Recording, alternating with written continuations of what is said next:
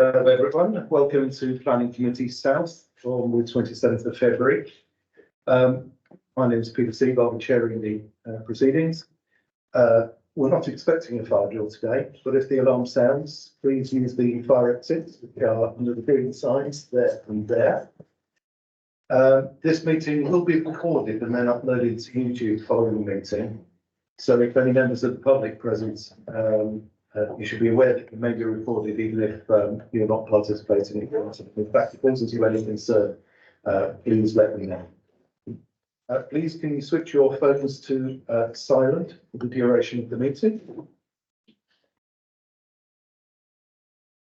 As we proceed through, I'll announce the agenda item number, and the planning officer will then make an introduction to the application with any relevant updates for members and provide a visual presentation to assist members' understanding of the context of the application. I'll then call on the public speakers present in accordance with the sequence of the public speaking arrangements. I'll then ask members of the committee and officers if they have any points of clarification on points made by the public speakers, and the officers will deal with those. I'll then ask members if they have any technical questions of officers. The entire committee will then discuss and debate the application, during which members can seek further clarification of particular points from officers regarding the application or on points made by speakers through me. Officers will respond to issues and questions raised, and then we'll make a decision by vote. The first item on the agenda is apology. Oh, can I just ask somebody who's online to raise your hand to indicate you can hear us?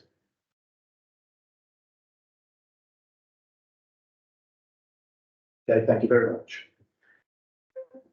So the first item on the agenda is apologies for absence. I have apologies already recorded from Councillor Jenny Snell, Councillor Martin Whale, and Councillor Sue Osborne. Are there any other apologies that anyone's aware of? I think we're all here anyway. The second item on the agenda is the minutes of the previous meeting on pages 17 to 30 of the agenda pack. Is it your wish, members, that I approve those as a true record of the last meeting? Great. Yeah. Thank you. Yeah. The third item is declarations of interest. Any declarations of interest in matters before us? Thank you very much. And the fourth item is public questions. I don't know if we've got it already to speak, have we? So I'll move straight on to item 5, which is the planning application 22-02118 out, land west of Silver Street, South Pennington. Colin, I think this is yours to present. Thank you, Chair. This is an outline application for 40 dwellings with all matters reserved up from access. Application was deferred from the January committee meeting, so the applicant's landscape visual impact assessment could be assessed by a landscape professional, and for the attendance of a representative from Highways to be present at this meeting. The LVI has been assessed, which I will cover later in the presentation, and there is a representative present from Highways to assist the committee. This is the application site. It's situated at the northern end of South Betherton. This is Silver Street runs along here. It's the community hospital here. Hospital Lane along here, and Studham down here. Doing dinner in a bit. Studham here. Silver Street along here, hospital along here, and the community hospital So aerial view, the site. Zoomed in slightly. Site here, this red area here is the conservation area.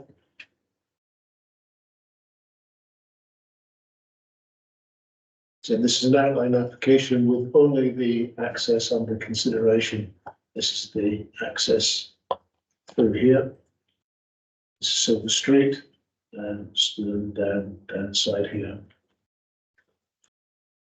As I said, this is an indicative layout which shows that 40 houses can be accommodated on the site while leaving significant separation between the existing dwellings on Silver Street and Stirling. And this is a fairly low density housing scheme. It works out around about 15 to 16 dwellings per hectare. So there is plenty of scope to reconfigure the layout, which is considered at the moment that it's quite a sort of run of the mill sort of layout, and we expect a better scheme at reserve matter stage. So the access is formed here. There is step footpath up the side here, and this is the location for the ramped access down onto Silver Street. This is a photograph taken from stood behind me, looking out over the site, and this is the houses along the Silver Street. These are the agricultural stables to be removed. Just panning round slightly. Again, the houses along Silver Street. So looking down Silver Street, the access will be formed in this area generally here. So looking up, the access will be formed in this area here. This is looking from Hospital Lane across to the site, and the access will be formed in this area here. This is the garage to be removed to create the footpath link onto Silver Street. This is the access in from Silver Street, and this is where the footpath to Silver Street will be formed. This is a section through the site with the access coming in through here and come up and round into the proposed development. The applicants provided CGIs of how the access would potentially look coming down Silver Street. This is the access here.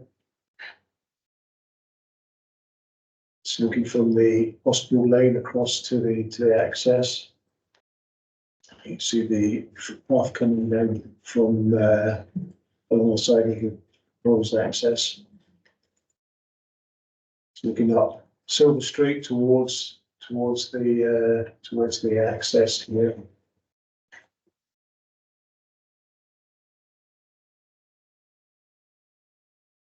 These are the key points from the review of the applicant's landscape visual impact assessment.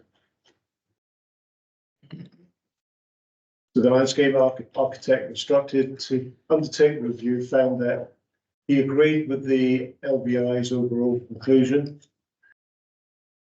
He said, given the existing built form around the site, it could not be considered open countryside. Development of this field now appears as a logical extension. The proposed scheme would not cause undue harm to the Yeovil scarplands or its primary characteristics. Due to the specifics of the local topography, there are relatively few views of the site from the wider landscape, and where they do exist, the scheme will be viewed in context of the existing and adjacent development. He considers that the LVI was properly assessed and reported the likely effects of the scheme. There will be some harms, but these are generally local and within acceptable levels. He did raise a number of points regarding the landscape, proposed vehicle access, and in general the layout of the site. In order to secure access details, an additional condition has been added to ensure further details are agreed at the reserve matter stage and are not approved by this outline application. The key considerations are the principle of the development and the impact on the character of the area. South Petherton is considered to be a sustainable location and identified in the local plan as a rural centre. Taking into account the council's lack of a 5-year housing land supply, it is considered that in principle the development of this site is acceptable, subject to any harm that would outweigh the benefits of delivering housing. Consultees have provided positive feedback, in particular highways, has not raised any objection in terms of highway safety. The applicant has worked with Ecology to find a satisfactory phosphate solution that Natural England have endorsed. Access to the site requires a significant engineering solution and involves substantial cutting into the bank. While visually this is localised to this part of Silver Street, is undoubtedly a significant change in the appearance of the street. Development of the field can be achieved without harm to conservation area or heritage assets. The indicative layout shows that the site can be developed without unacceptable harm to neighbouring properties' privacy or amenity. The details of the layout are to be considered at reserve matters. Key consideration for the committee to take into account is whether the creation of the access is so visually harmful that it outweighs the benefits of providing housing and would warrant refusal. It's my opinion that the access will, over a period of time, be integrated into the street scene through its landscaping and on balance is acceptable. It's therefore recommended to the committee that the application is approved, subject to the conditions that Section 106 agreement is set out in the report before you. Thank you, Chair.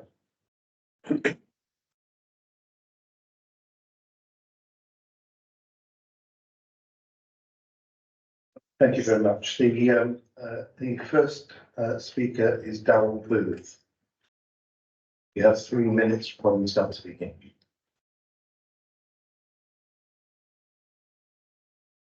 Could you actually 0 to 5, please?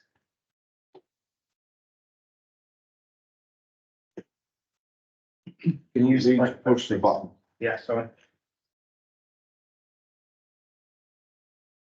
Chairman, members, neighbourhood planning provides the opportunity for communities to set out a positive vision for how they want their community to develop in ways that meet identified local needs and make sense for local people. Remembering South Petherton has an adopted neighbourhood plan. A new planning application for South Petherton was submitted this month for 60 houses. This is in an area described as moderate to high capacity for development in the neighbourhood plan.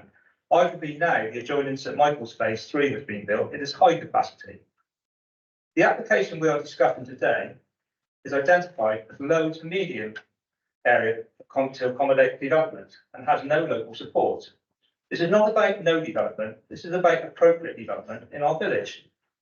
The consultant landscape architect stated that he disagrees with the applicant's landscape and visual impact report, where it implies that the magnitude of change to the existing bank is medium.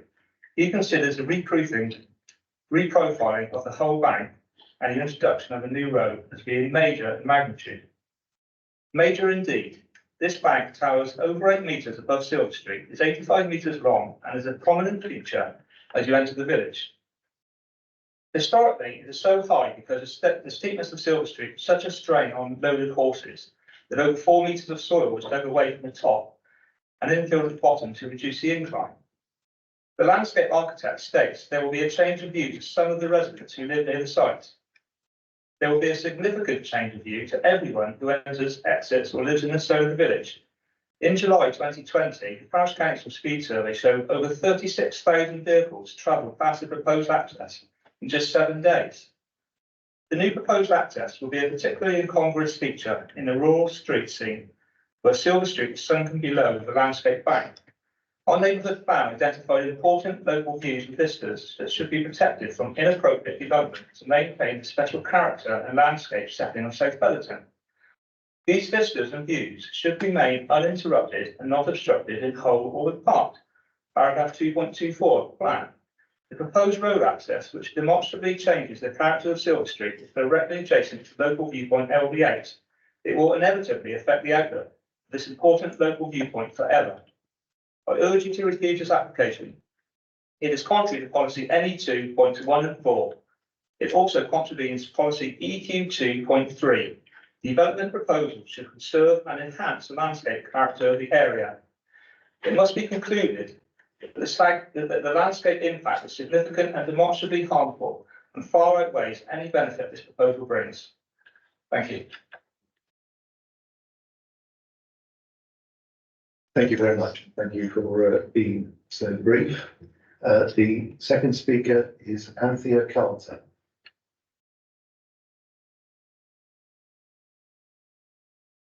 Slide 7, please. Sorry. Everyone hear me okay? Brilliant, thank you. Chairman, members, since 1972, developers have been trying to build in this area of fields without success. The last attempt, which was dismissed as appeal, was at Studham in the adjoining field, separated only by a hedge to the site we're discussing today, and in the same landscape area. The inspector noted at that time that the site is included in the peripheral landscape study, and I quote, "Information within it is therefore relevant to my assessment of the appeal process, insofar as it seeks to identify where development could be accommodated around the village. The study identified the site within the landscape as a low capacity to accommodate built development, due to its prominence when viewed from the northeast. We regard that to be highly relevant to this site. We found that the peripheral landscape study provided evidence of the landscape and visual characteristics at the edge of the settlement, and considered the analysis to be consistent with what he saw during his site visit, and therefore material to his assessment. So that was a successful appeal upheld by inspector in an adjoining field separated only by a hedge from the site that we're discussing today. We therefore have issues with the results from the landscape assessment, which was conducted recently, and you saw the results of. So, on to access. The only other resulting pedestrian access is using Studham and walk on roads lacking pavements or using cars, which is precisely one of the main reasons for the previous Studham appeal being dismissed. The inspector noted in his appeal decision, there is no pedestrian footway where Studham meets Silver Street. The alternative route through the estate is steps that would not be suitable for all users. If residents haven't got an accessible route onto usable pavements, then they will want to using cars or be isolated. The amount of weight given to the benefits of housing and affordable housing is therefore significantly decreased. Then in the tilted balance, despite having a poor 5-year housing land supply, we've identified the demonstrable harms which outweigh the benefit. This is notwithstanding the lack of pedestrian access detail, which should have been fully outlined in the application. And one of the other speakers will outline further the issues that we have with the pedestrian access and the causes that it hasn't followed through on. Thank you for your time. Thank you. The third speaker is Diana Bailey.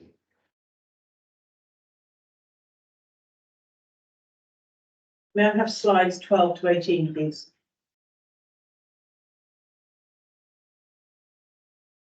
Chairman, members, I regret that your Highways Officer report fails to properly consider the access proposed in this application. Please. Got me to start again. I regret Highways Officer report fails to properly consider the access proposed for this application. Excuse me, sorry for the second interruption. Can I confirm that that's your first slide? Is that number 12? I've counted 12. 12 to 18, please. Very sorry for the interruption, and we'll restart the clock again. The Highways Officer clearly states that proposed access gradient shall not be steeper than 1 in 10. I can see nowhere in the applicant's submission any evidence that these gradients can be achieved. How can this access be improved without a topo survey showing the gradients? The applicant has shown a 49-metre visibility splay, but at 1 metre into the road, not the carriageway edge, as required by the highways officer. This is significant and has not been mentioned. There is a perimeter fence at number 69B, which has been ignored by the applicant and reduces the visibility to 44.5 metres uphill. The visibility splay that highways require will not fit. The slide also shows results from both the applicant and the parish council speed survey. The parish's recordings would require a longer splay. Please note the removal of cars that currently park at the proposed access point will inevitably increase these traffic speeds further. There is no mention that Silver Street is a significant hill, and this simply cannot be ignored. It has a gradient of 5%. When calculated, as per the manual for Streets 2, Chapter 10, the stopping distance downhill would increase by 5 metres and uphill would reduce by 5 metres. The impact of this gradient requires a visibility distance of 54 metres uphill to the fence at number 69B. The only way to achieve this is to move the junction 10 metres downhill north towards Hospital Lane, which would remove the stagger in the two junctions. A staggered junction requires a minimum distance of 20 metres between centre lines as confirmed by the highways officer. This junction would have 4.5 metres. Surely this would class as a crossroads. The officer's report clearly states, and I quote, "This authority would object to such a junction as crossroads are known to have greater risk of collision than staggered junctions." There have been 2 accidents recorded at this very site on crash map. The impact and danger to all road users and pedestrians that this access would create is significant and demonstrable, and so far outweighs any benefit that this development could offer. I would urge you to refuse this application on the following highway grounds: lack of detail of gradients, and that a safe visibility splay cannot be created. All these points contravene policy TN 5.2 of the SSDC local plan. Thank you for your time. Thank you very much. The next speaker I have is Sarah Beaufoy. Actually, D, I'm last, I wish I could speak last, if that's okay. Is that all right? We usually follow objectors and then supporters and then parish councillors and then other members. Oh, well, that's okay, I can go next.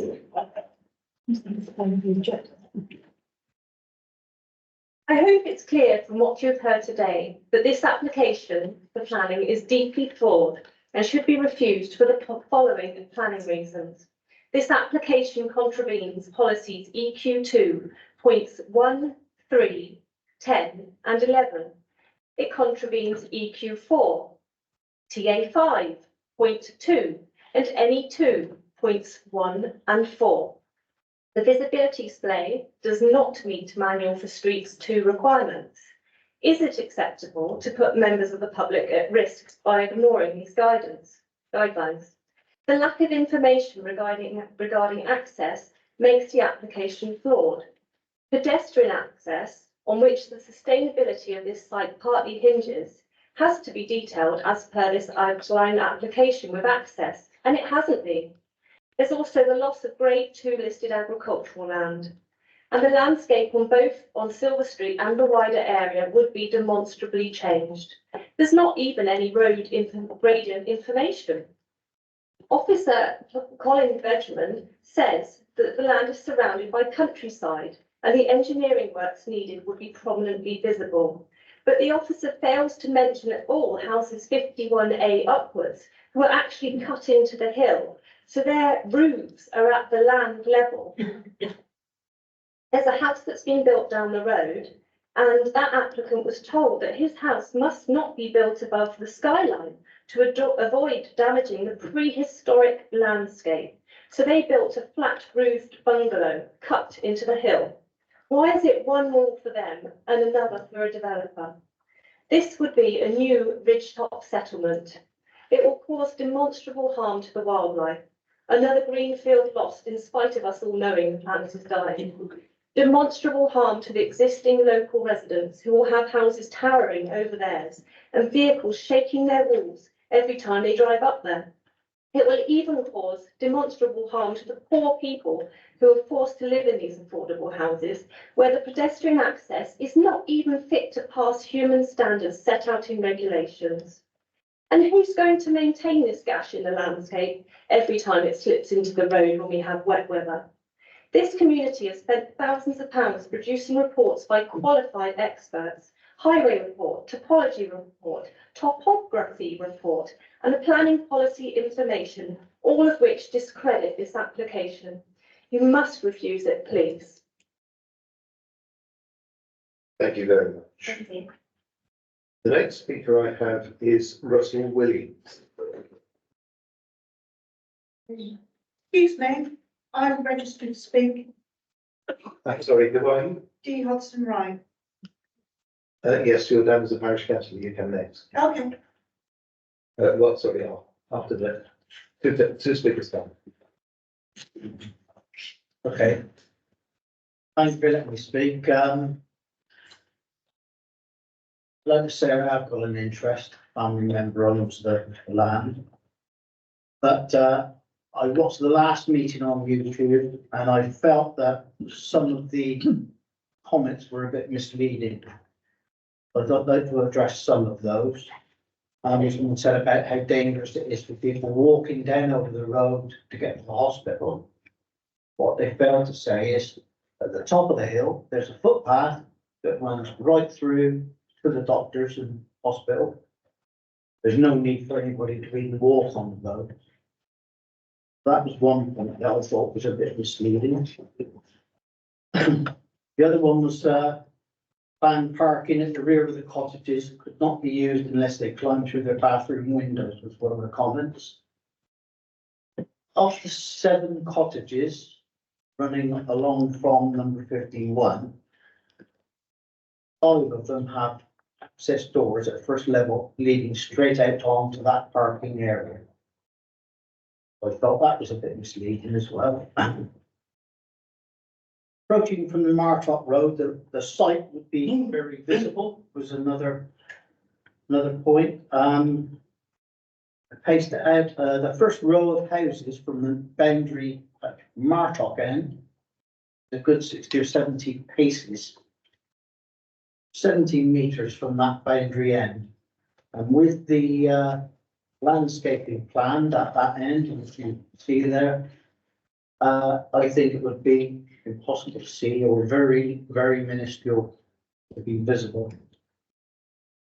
Finally, one of the councillors stated that the site could be visible from all over the village. Most have said that it was built on a hill or in a valley.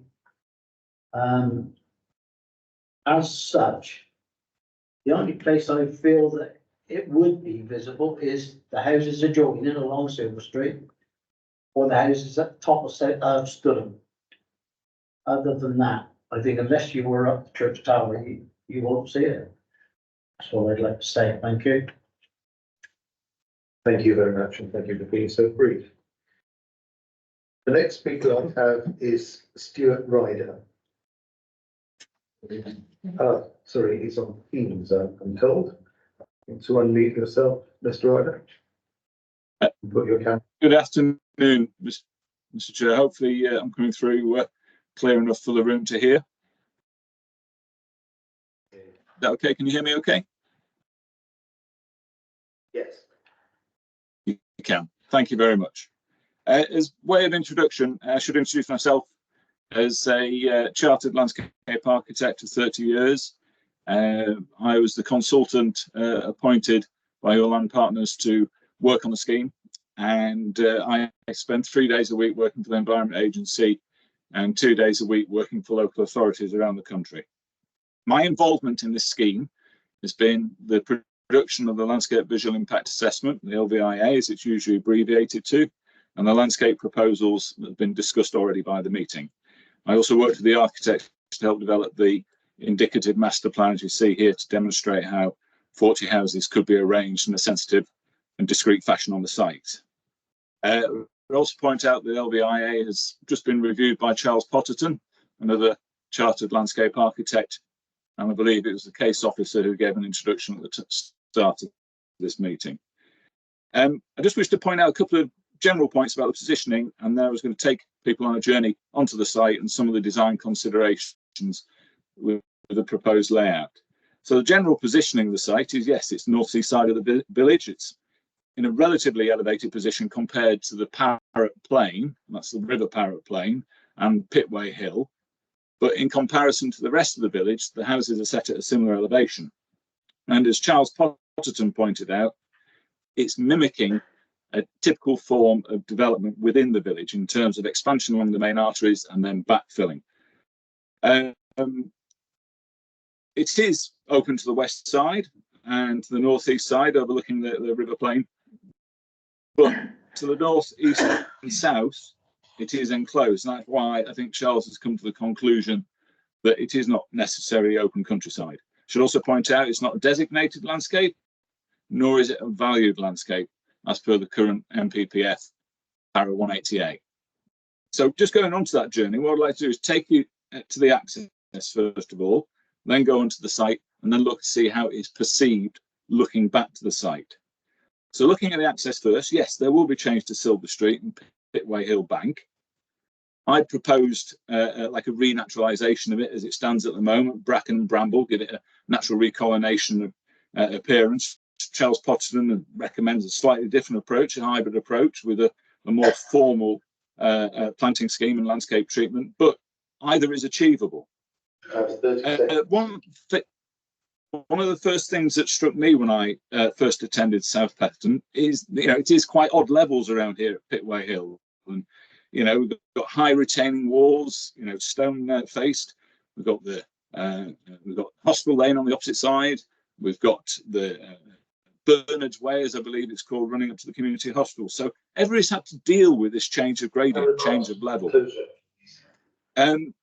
So all new sites have to deal with an access, and typically what we're looking at with new sites, even if it is a level access, is things like removal of hedgerow or changing the field patterns. But here, Mr. Ryder, I'm afraid you've used far more than your allotted time. I don't think I've got to the 3 minutes yet. I started on You're currently on just over 30. Right, well, I do apologise. I'll leave with a final statement, if I may, Mr. Chair, and it is a very brief one. I think the final statement is, why can this scheme handle so much landscape on the site? And effectively, it's because it is of a low dwelling per hectare. Okay. This modest DPH allows a more sensitive and respectful approach. Thank you very much, sir. Very well, again.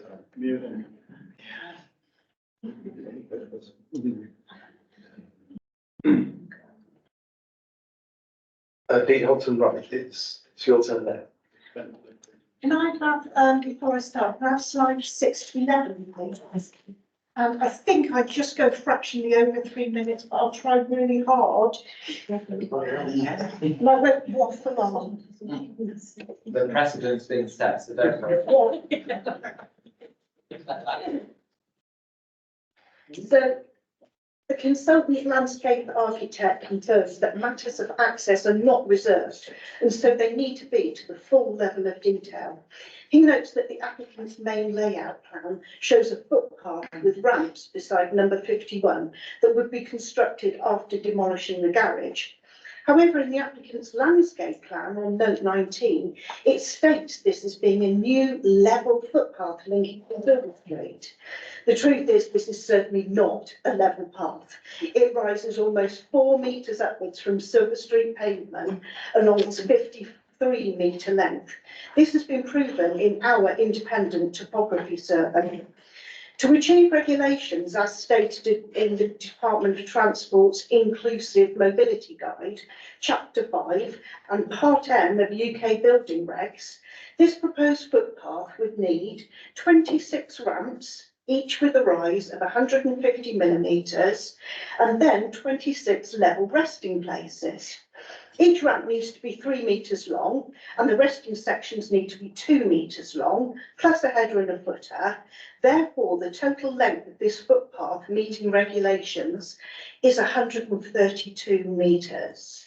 The length available on the applicant's plan is 53 metres, so not even half the required length. The second footpath follows the proposed vehicle road access. It starts as a path, then it turns into steps. This design would not meet the regulations. This footpath would incur a height gain of approximately 10 metres. To meet regulations, this footpath would require 67 ramps and resting places. The total path length would need to be 337 metres. That's 337 metres of ramps just to get in or out of the estate. The pedestrian then has to negotiate 100 metres of Silver Street up a 1 in 20 gradient hill with no pavements, only to meet a pavement already there that's only 75 centimetres wide and usually blocked. The alternative is to cross Silver Street, walk up Hospital Lane Hill, and then tackle a 14-metre continuous ramp in excess of a 1 in 20 gradient again. The highway officer states that this route would not be well used, but he fails to recognise it. It is the most direct route to the doctors, the pharmacy, the hospital, and dog walking paths.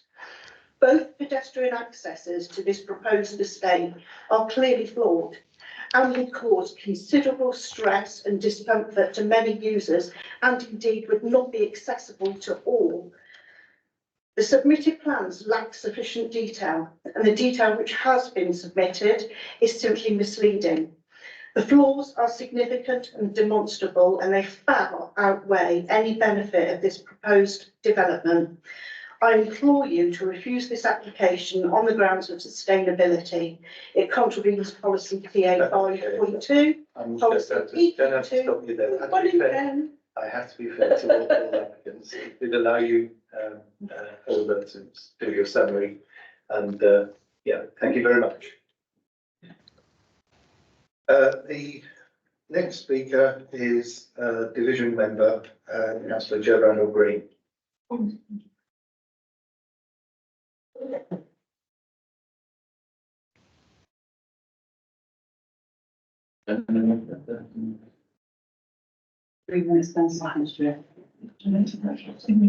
Good afternoon, everybody. That's Mr. Chairman. Thank you.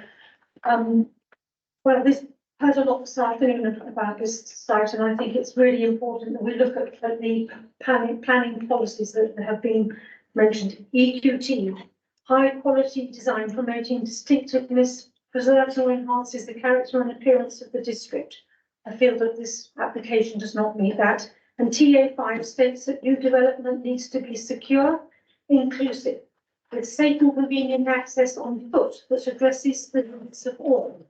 I think Dean has just told us very clearly there are great flaws in the highways report, and gradients in the roads, in the width of the pavements, and the safety of getting children to school or people who want to go shopping in the village.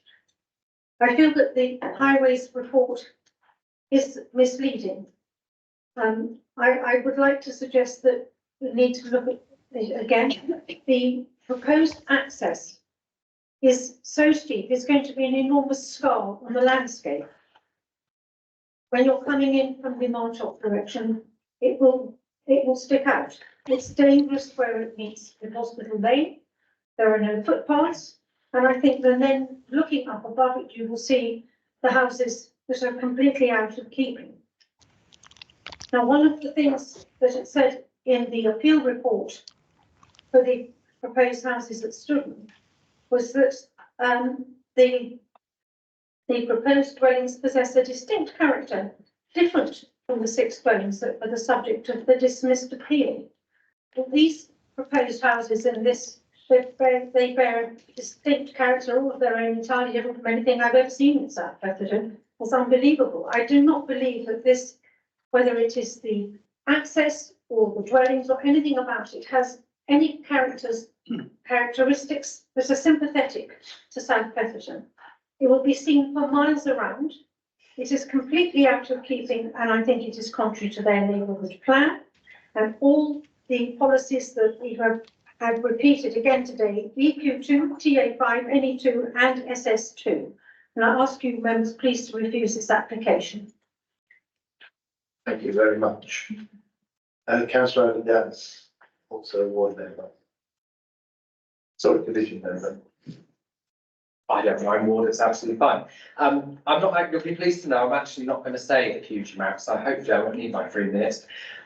First of all, some of you will know I was chair of Area North of the previous council.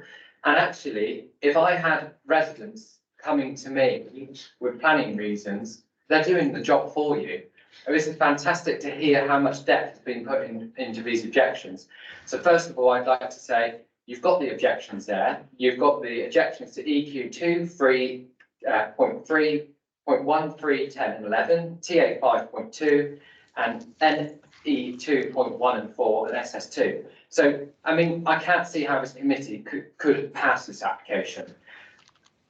The one thing which was mentioned earlier on by one of the speakers is the fact that some of the houses do have an entrance up into the field. Yes, some do, but quite a lot of the houses along that road, because I've been in a few recently to have a look, actually the field is at the height of their 2nd floor windows. So it would make it impossible for them to park around there because they would have to walk around onto that road, and it just isn't suitable. I just don't see how we can pass this.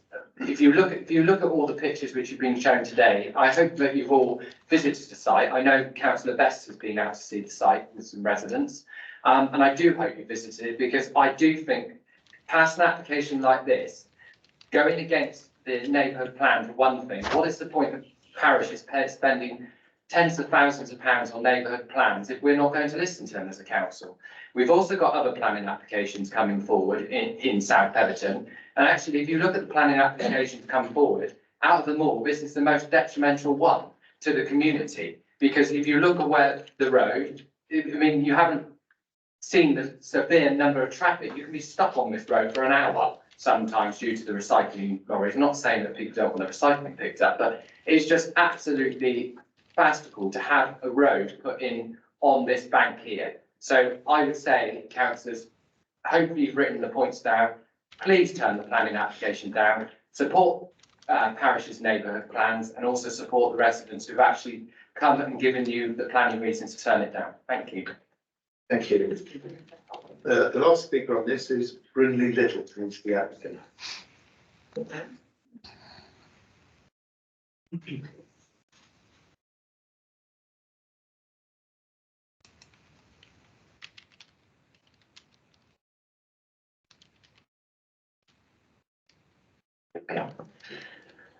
Good afternoon, Chair and committee members. I'd like to address and clarify some key points from the previous meeting and some from today, correcting inaccuracies presented by various contributors.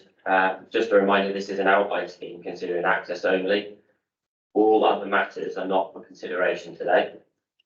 When I mentioned the lack of growth in South Petherton during the current plan period previously, I was specifically referring to population, not the absence of new development. Since 2006, the population of South Petherton has declined. It's crucial to emphasise that new development is essential for sustaining local communities and a catalyst for new and improved facilities that benefit all residents. The reference to appeal decision for 6 houses on a completely different site is simply not relevant to this application. The Studden Silver Street junction was rightfully deemed unsafe. Images showing pedestrians walking in the road in Silver Street, as already mentioned, is misleading. They're already footpaths nearby. Our submitted plans clearly show safe and acceptable vehicular and pedestrian access to and from the site. A single garage used for storage only will make way for a step-free footpath that does comply to regulations, contrary to previous comments, adjacent to 51 Silver Street, connecting where footpaths are located on both sides of the road.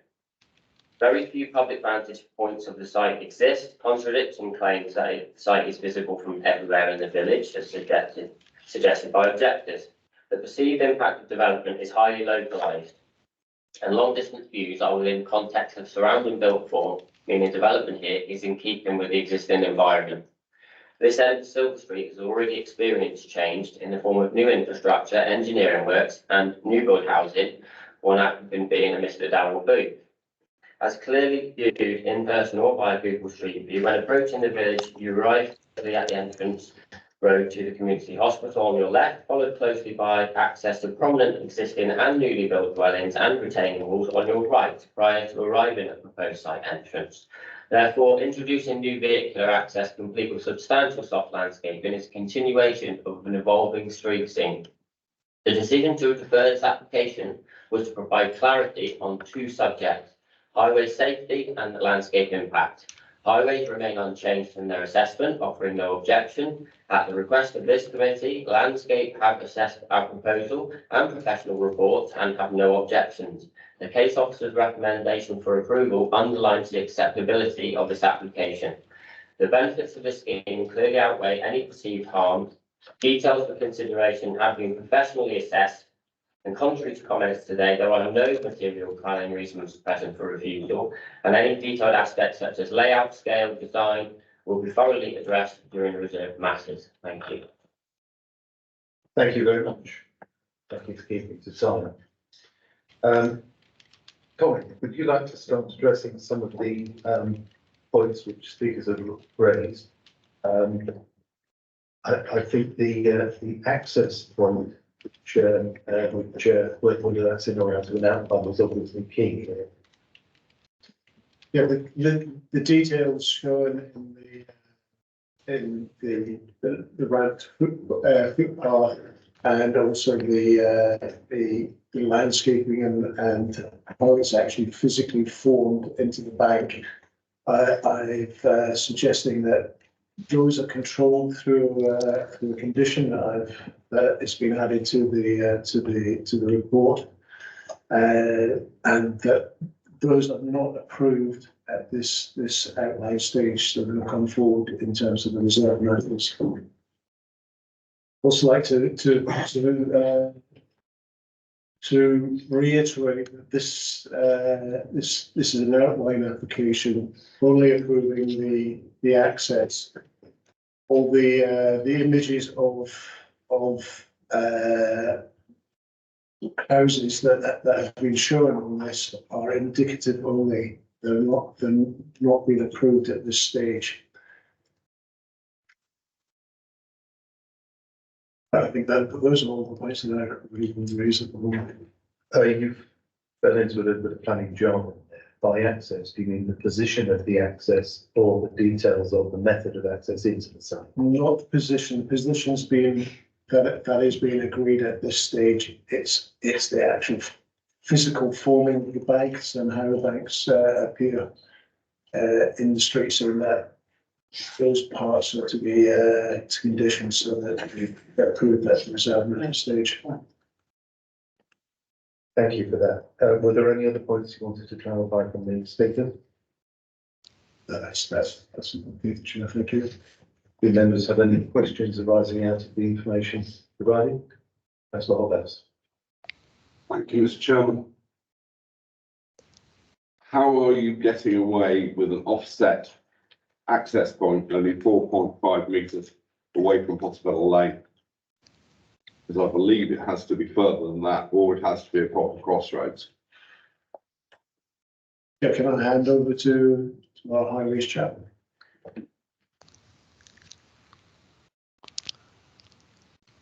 Good afternoon, Chair. Members of the committee. The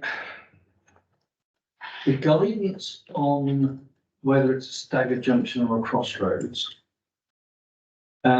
takes into account a huge range of different aspects, which include the level of traffic on the main through road, the level of traffic being joining the through road from those side arms, the amount of traffic that will go if you envisage the main road with the two arms, the amount of traffic that will want to go from one side of the main road to the other, i.e.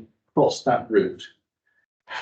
Managed Streets details that the wider the offset, the bigger the impact on pedestrian traffic.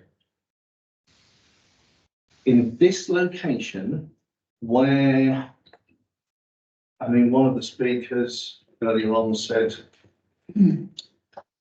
what was it? Delbert said he saw a survey which suggested 36,000 vehicles had passed this site in 7 days.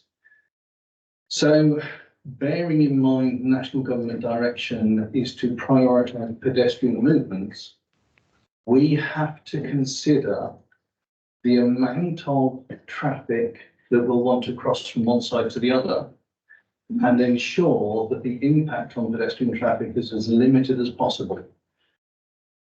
From this development, therefore, making a smaller staggered offset is actually beneficial for the pedestrian traffic rather than, I mean, if you look at something like design manual for roads and bridges, they suggest a 50-metre offset is appropriate. Not in this location. We are trying to enable pedestrian traffic to access the local services in accordance with all the current guidance on active travel and sustainability. And as has also been pointed out, there will be a number of pedestrian movements trying to access the doctor's surgery in the hospital, and keeping them off Silver Street as much as possible, giving them access to Hospital Lane, making a smaller offset is, as I say, in pedestrian terms, beneficial.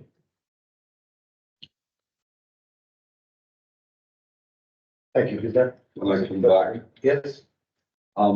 The steepness of the pedestrian, we've heard a lot about that today. What are the rules about pedestrian, pavement and steps for disabled people?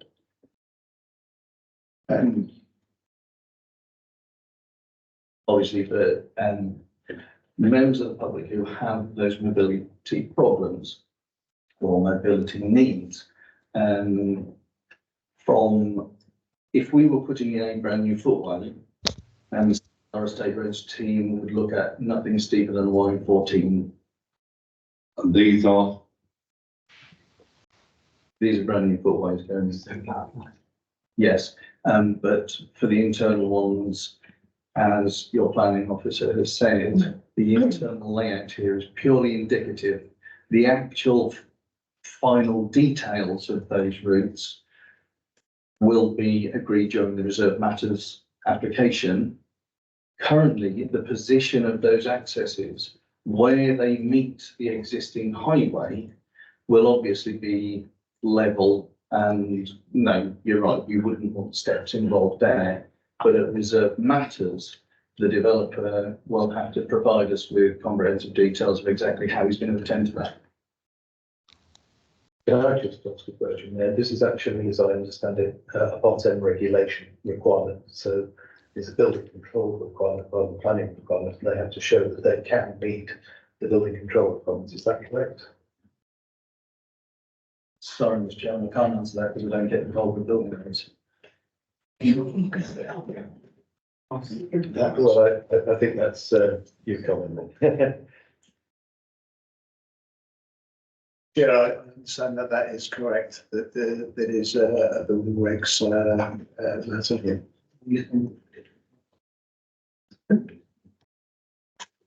So it will be made to be so, I think is the answer. We haven't got the idea of where that path goes, but it will have to meet Part 10 with the building regs.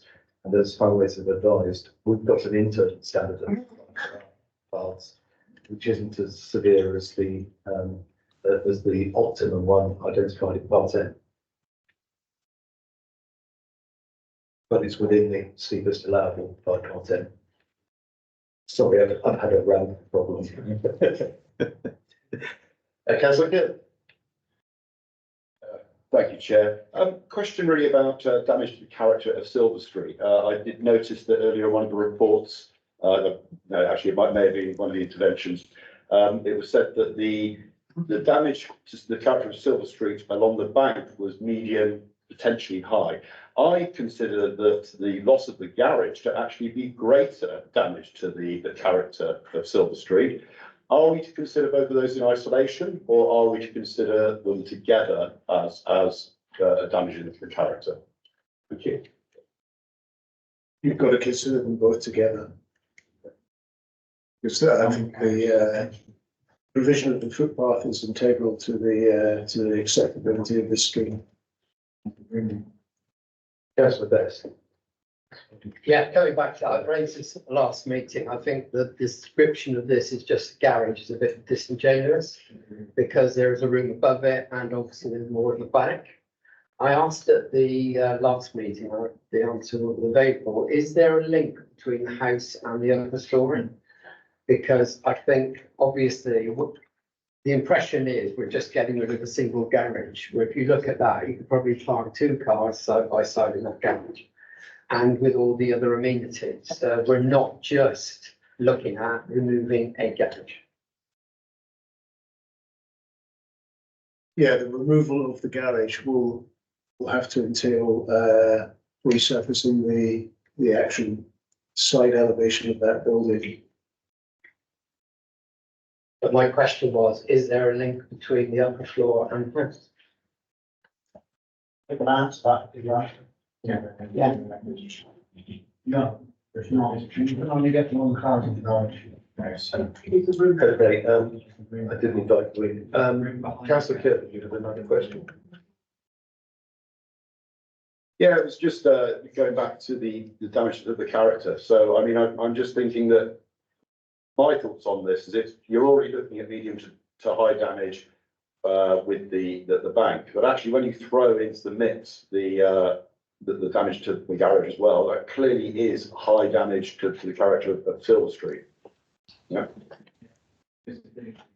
I think that's the crux of where the committee has to come to a decision whether that harm is so harmful that it wants refusal. Chair, can I raise a point of order, please? It's simply that there's too much chatter going on behind and around me. Yeah. Focus on this application, which is very complex. Thank you. Yes, I'd agree. Councillor, could I just ask you, Colin, in terms of damage to the character, whether you have assessed the building without the garage there as a comparison? That is something that I've taken into account in the recommendation. And my opinion is that the removal of the garage is not so harmful to the street scene that the refusal. So you're saying it's a change, but not a significant harm? That's my opinion, yes.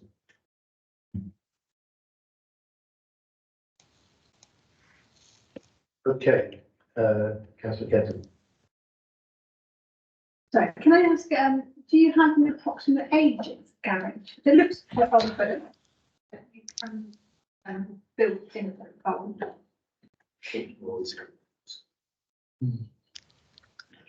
I don't have an age for the building. All I can tell you is that it's not a listed building and it is not a building of heritage asset. But yeah, in terms of its age, I can tell you.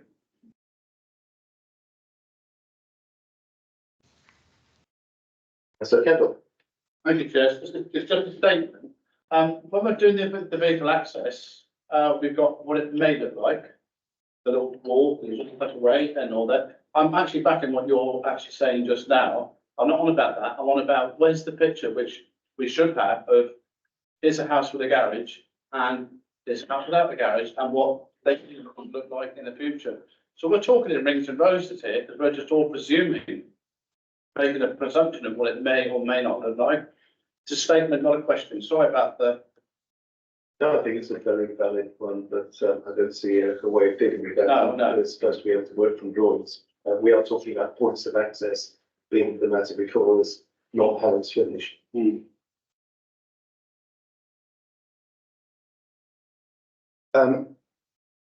Question of you, Colin. Do you believe that the finish of that building to remove the garage and then refinish the building, do you think that's part of the reserve matters application? the finishing of the external or the gable end of that, that will be part of the details to come through in the reserve matter stage. Just one final point. I noticed the red line, the application side, excluded the building to which the garage is attached. Do you know if they're in the same ownership? Are they in the blue line?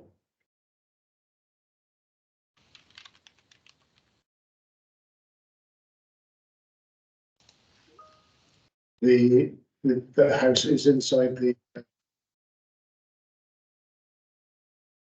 Apologise.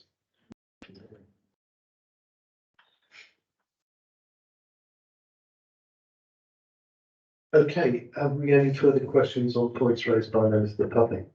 There's only any technical questions of the officers before we move on. Okay, therefore move on to the debate. Operating with tradition, start with you, Councillor Kennedy. Me, Yes. I haven't got my hand out. You're being volunteered. Do you have any, what do you think?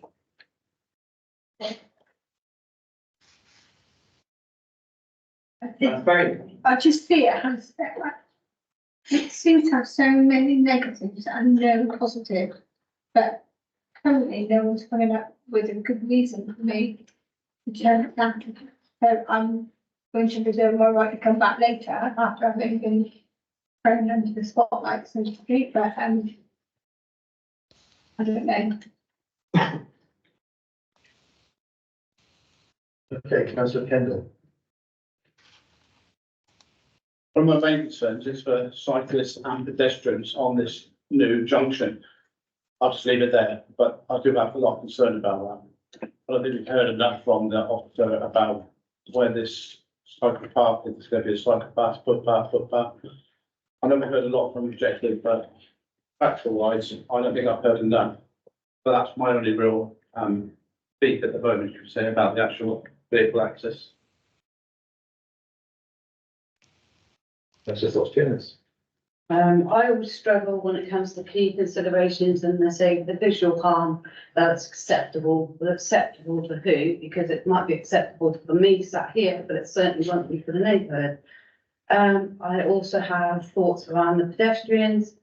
I actually think there's a lack of thought and care that's being presented to me today. And this area could be a segregated area, not encompassing them within the community. I don't think I can support this today. Councillor Patrick.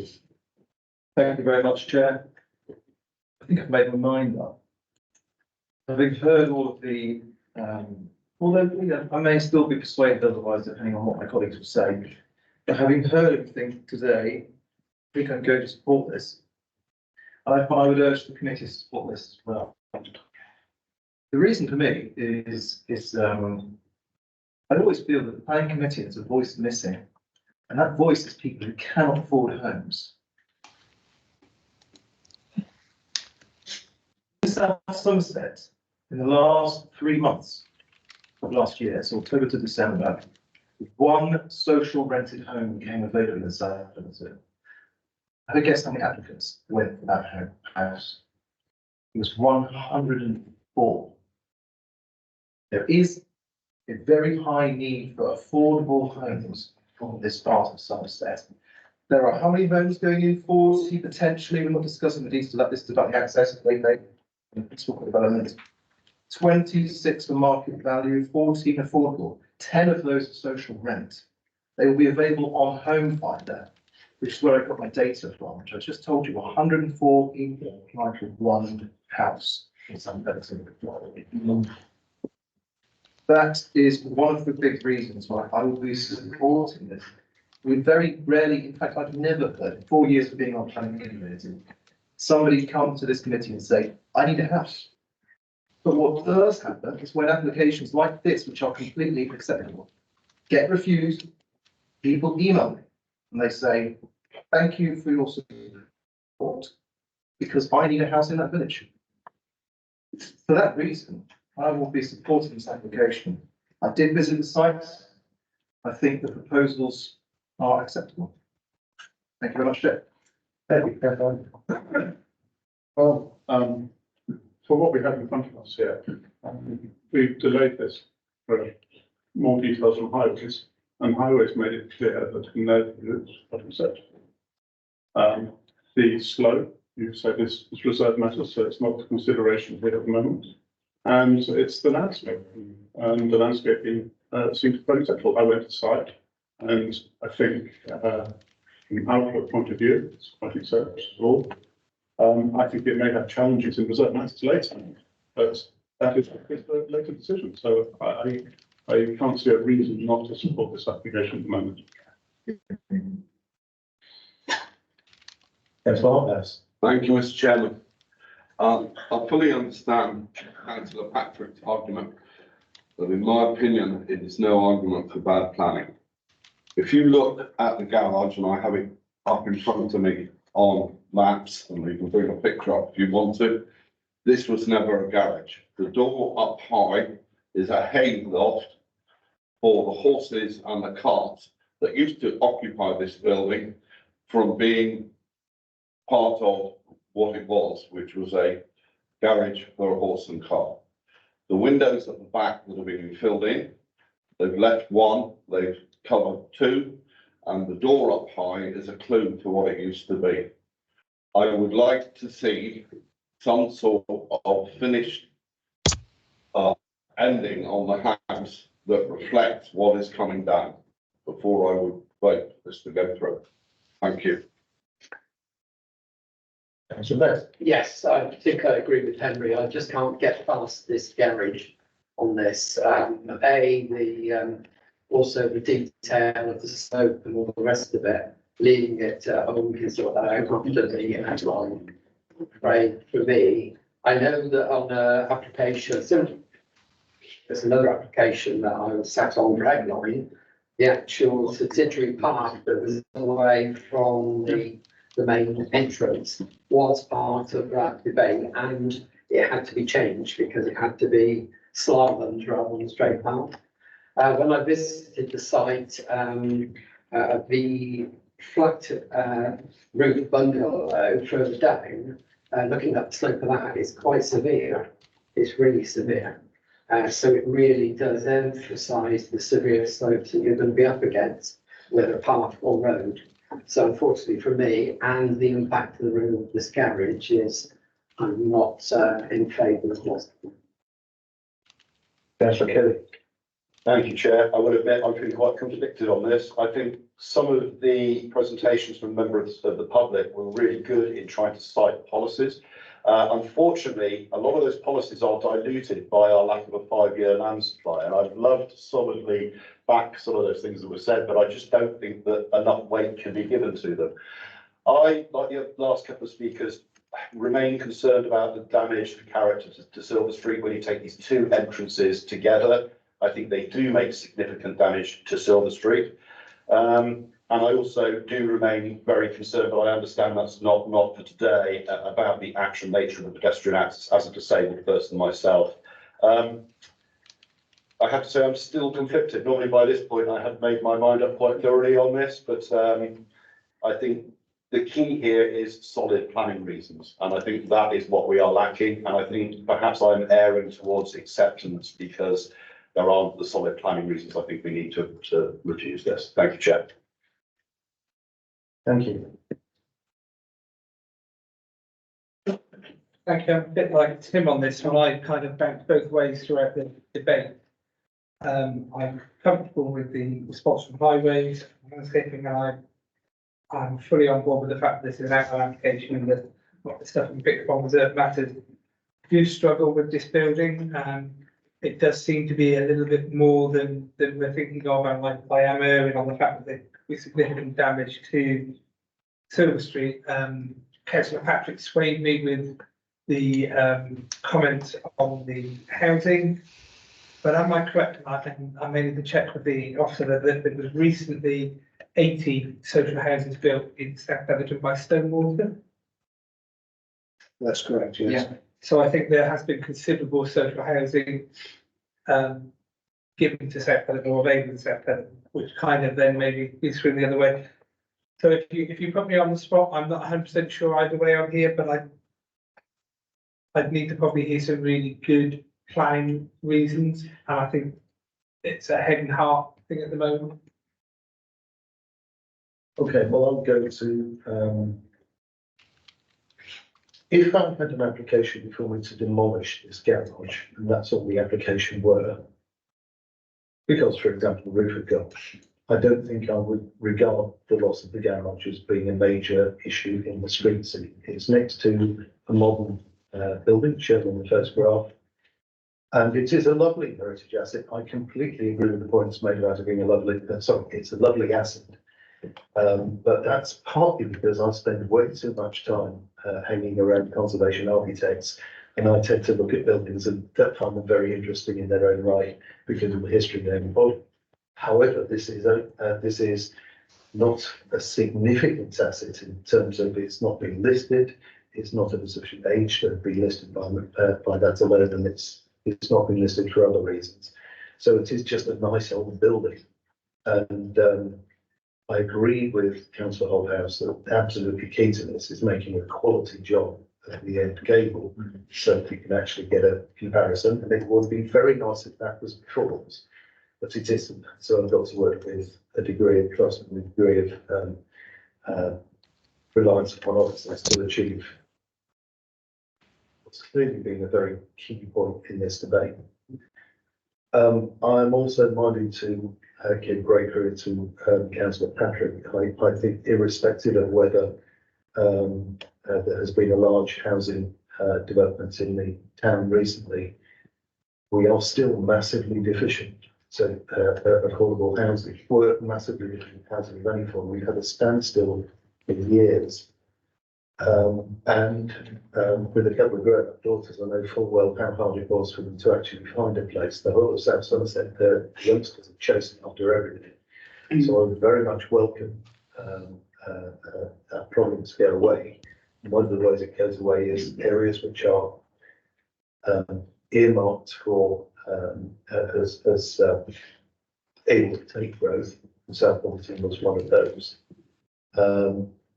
Need to actually take growth. I think my issues have been with the lack of preparation of the application. Getting rid of these concerns of ours could have been done before the committee. Rather than looking at them now, they're all good. We're hearing in committee, and there's no doubt it'll be unwelcome, at least initially. But I have to lean back on the point, I think it was Steve who said that there will be challenges in the reserve matters. I thought that's a great way of summing it up. But I have to rely on the fact that our test is now in the tilted balance on the PP11D. If we are to have reasons, we have to not just say what the reasons are, we have to be able to show them. We've had advice from landscape architects. Yes, the landscape assessment has been reviewed by landscape architects, and he says, no, it's not a big harm in landscape terms. And so it really is down to the reserved matters elements of making good the banks where the road access is, and the pedestrian path, one of which at least is highly regulated through building control. If highways were adopted, they would insist on meeting their standards. I feel like we're trying to stand on a very wobbly leg. It's not, we haven't got a leg to stand on, it's a wobbly leg. So I think on balance would, I don't know if it can go through as appeal. I think we can have really good hearing, but I don't know if it goes through an appeal. But I think in principle, I'm going to do what I usually do and move the officer's recommendations as amended since the last meeting to include the extra conditions, the extra reporting, but the officer's recommendations. Yeah, I have a seconder. Can we get that to the vote, please? Who's in favour?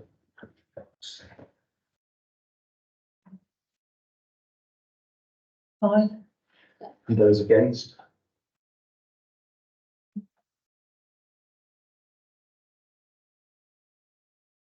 Decision. I'm looking. I'm afraid I'm going to give the officer's recommendation. But do think. Thank you, that was 5 items split by the chairman. So thank you. I mean, that was a really awkward one. Chairman, I just make a closing remark, if you will allow me. I'll interpret this one. Thank you. You have other matters to get on. So just, I wanted to basically go to those who came to speak today. Yeah. I've never seen it, people say well. I also want to do a very extremely say. I visited South Peloton to look at this. It's clear to me it's a great place to live. And I'm very happy to live in something to my family. If you have me, now we're going to. Thank you. I think it's a really important point. I mean, we did. There was a debrief with the division member after the last meeting, and I had to say that was really well presented on. Okay, so we now move on to item 6 of the agenda. Yeah, we'll just. Can I suggest a 5-minute break? Just 5 minutes, so 5 officers can get to it. Thank you.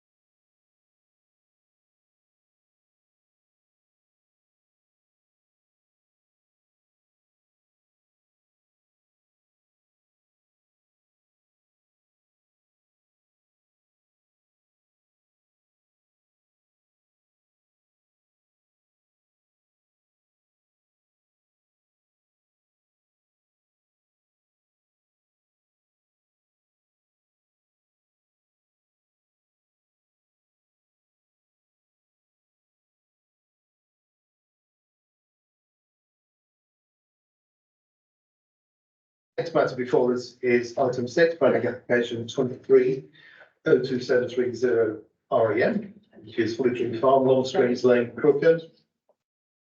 There are no objectors registered to speak. We have a supporter, Brian Jacobs. Would you like to take a stand, please? You'll have 3 minutes when you start speaking. Oh, sorry. Okay, sorry, yeah. I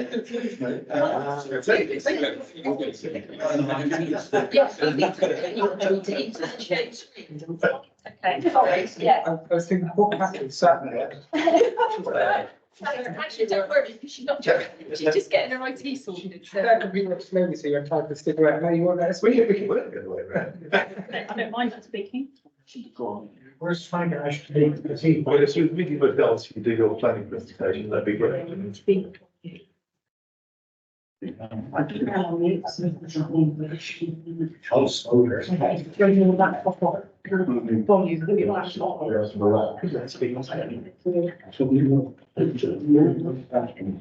I haven't. It was just that one.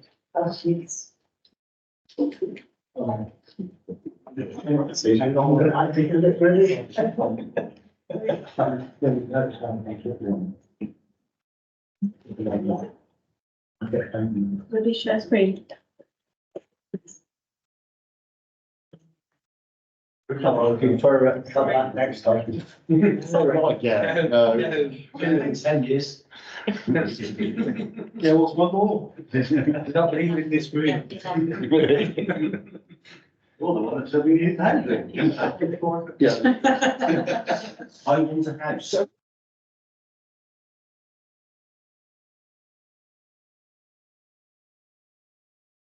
We'll start that again.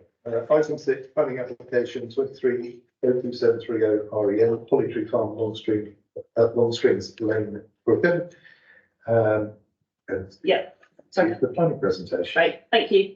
So this application has been called to committee by the Vice Chair. It's the resubmission of an earlier application that was refused and a subsequent appeal which was dismissed as the inclusion of the orchard store didn't comply with the outline. That orchard store has now been removed from the application, so it's resubmitted basically with a few tweaks, removal of the orchard store, but as per the previous refusal.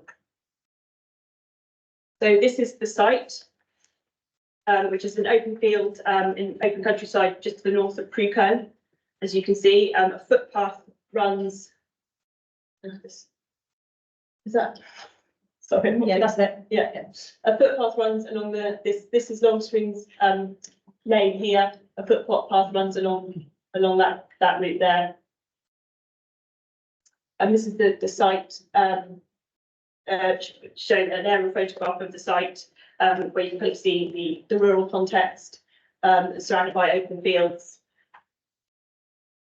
Just showing some site photographs of the site.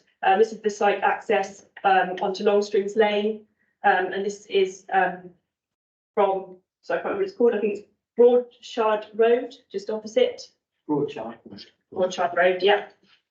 And this is a slightly wider view out from Broadchard Road towards the site. With the site, you can just see it come just in this area here. Sorry, it's not the best of photographs. And this is a view. So I think, yeah. Sorry, it's taking a bit of a delay here. This is a view north across the site. This is the site here, and this is Broadchard. So the A356 just runs down here beyond those trees. This is a view across the site looking east from Long Springs Lane. And again, looking east from Long Springs Lane. So this is the kind of track that runs along the edge of the site. This is the edge of the site here, and this is with fields beyond. And this is looking across the site back down towards Long Springs Lane. This is the view southeast across the site, and you can see the new houses kind of on the top of the hill here, which are off Ashlands Road, just beyond. This is the site is field here. And this is looking back down from Long Springs Lane back north towards the A356. So moving on to the site site plans. As you can see, we've got this application proposes 2 dwellings. So the principle has been established through an outline planning permission, which is established. So we're not looking at the principle, we're just purely looking at the design and appearance and scale. So there's plot 1 here, plot 1 and plot 2, and then this is an orchard behind. This drawing was submitted with the application, but it's not a particularly good drawing, as you can see. But this was submitted, this was part of the design and access statement, which shows it a little bit more clearly. So Longstrings Lane runs along here.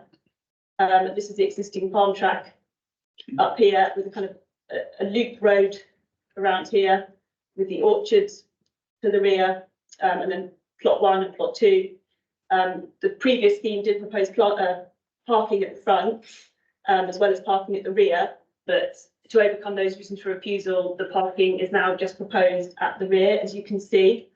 And this would be amenity space or garden space, because that was a concern last time that there wasn't much in the way of amenity space. So this is the elevations of plot 1. So this is the front and rear elevations, as you can see. So it's not coming out as well actually on there as it is on my screen for some reason. I'm not sure why. So as you can see, the applicant, so this is what's proposed in terms of the design. The applicant explains that the design has been informed by nearby rural industrial buildings, such as nearby mills. It's a 3-storey detached dwelling. It's got a ridge height of around 10 metres with 7.8 metres to eaves height. It's got wraparound balconies at 1st and 2nd floor with kind of fire escape steps here, as you can see. If we can just pause on that, can I just assure myself that members all have access to a decent quality of the drawing? Because the projection in the room it isn't great. So it's over got the drawing before. It's all right online. Oh, is it? Yeah. Oh, okay. It's the setup of the projection. Turn it off and see whether that helps, but. No, it's not that. It's the remapping and film. I think this is a problem in the room, but as long as members have the drawings before, I'm content that they're getting the right information. Okay, fine. So yeah, so this is what's proposed as you can see. Materials are a mixture of natural stone and metal cladding, which are considered acceptable in principle. And there's one thing I'd just like to point out is there are steps shown, as you can probably see on your screen, but not so clearly up here. But these are kind of shown at this stage as kind of floating steps that aren't connected, no handrails or anything. Obviously, as part of any work planning permission to be granted, that they would need to be enclosed somehow. There'd need to be handrails, so they would potentially be quite bulky additions to that. So there's also some steps just here, which you can see. This is the side elevation, and again, there's kind of a few different types of window. We've got horizontal wheel windows, vertical windows, bifold type windows, more steps here and here, and there's these steps here. But I mean, as you can see, there's a bit of a kind of clash with that window. So I don't know how that would work if with supporting structures and handrails and things, whether that would actually obscure that window. That's not really clear. This is the floor plan, which shows the layout with kind of communal living space on the ground floor with reception rooms and recreation rooms, and then a main living, kitchen, dining on the 1st floor, and bedrooms upstairs on the 2nd floor.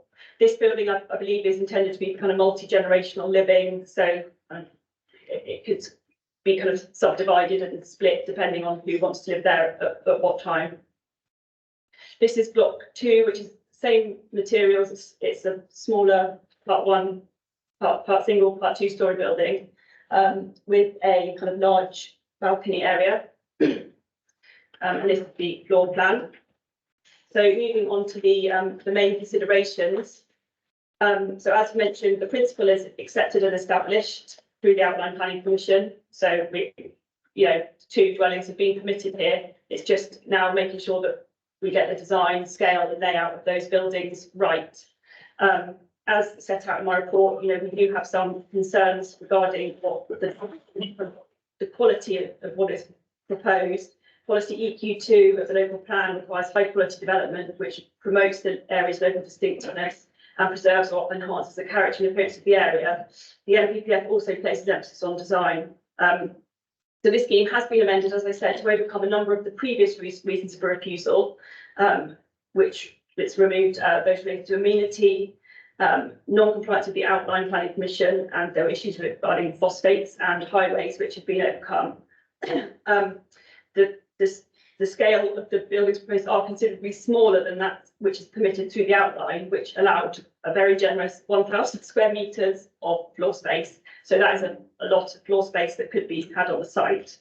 But officers consider the design, scale and layout is not considered to be acceptable and would be unduly prominent and cause harm to the landscape character of the area. The scale and design is considered more akin to something you'd find in a urban or suburban area. Sorry, my voice has gone a bit funny. In particular, the walkways, gantries and the fire escape stairs are considered to give the appearance of a suburban block of flats rather than a rural building. So in this instance, the design isn't considered to be high quality and is out of keeping with the local area, which would have a detrimental impact. Phosphates. So just in terms of moving on to other matters, the phosphates solution has been, the development would be served by a package treatment plant, and Somerset Ecology is satisfied that it would meet a small scale threshold, so it wouldn't result in significant loading of nutrients. And there are other grounds in terms of amenity, highway safety, drainage, ecology are considered to be acceptable. So it is recommended for refusal for the following reason. And that's okay, having jumped the gun previously. There are no objectives related to the speed, but the first speaker is Brian Jones.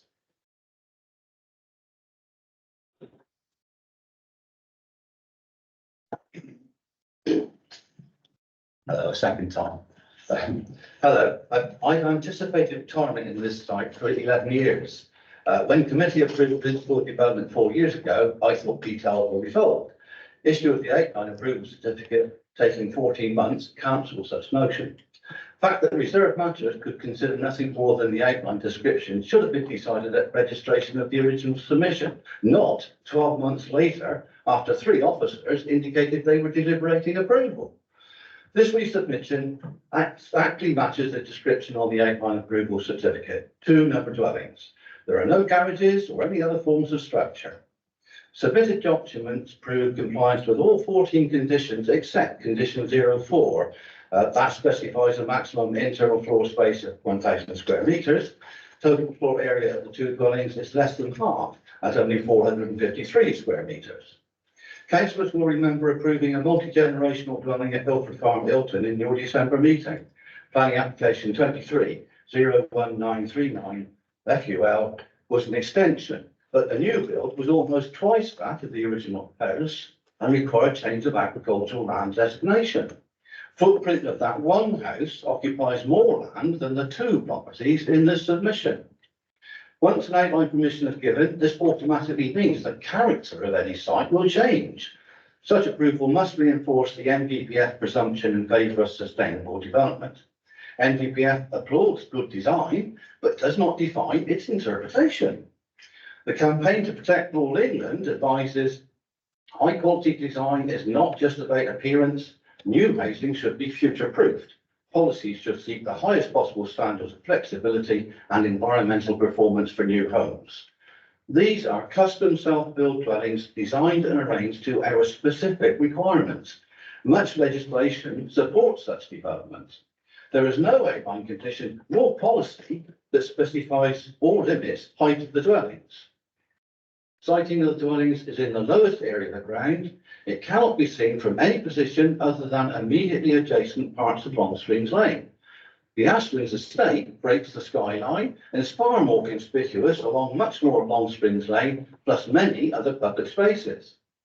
The two buildings are arranged to make most use of their environment.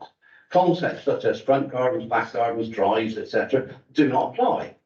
Entrances from Long Springs Lane provide a unique arrangement of access to ensure there is no manoeuvring of vehicles to affect the public right of way, hence the circular traffic route.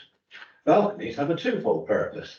They emphasise means of monitoring activities to deter criminals, as specified in national policies and your local plan. They elevate height above shadows from the mature trees that abut southern boundary and opposite side Long Springs Lane. Thank you for listening. Thank you very much. We don't have a parish councillor to speak or any other members. And for some strange reason, I've put you down twice. You got to get one. I'm the applicant. This is an interesting party who wants to live in one of the houses. Sorry, do beg pardon. Right. Is that your turn?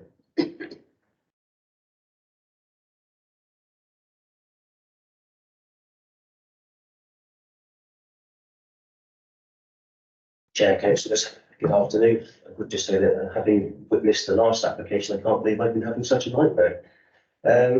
This application has significant local support, except in case not to comment, no objection to any reserved matter is raised.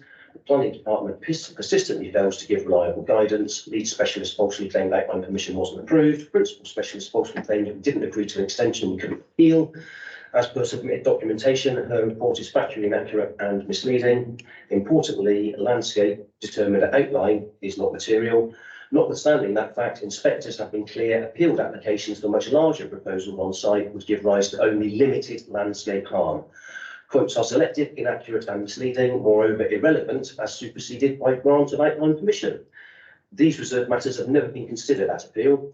The National Design Guide posits requirements for good design. Compliance is required for validation.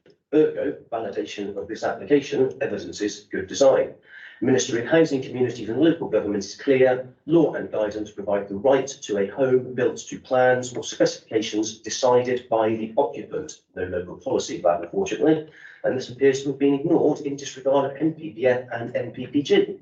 Local guidance identifies heritage of Crookham and surrounds to be industrial with mills and factories prominent. Local guidance for the design of residential areas and conversion of traditional buildings was considered, but confusingly conflicts with report advice.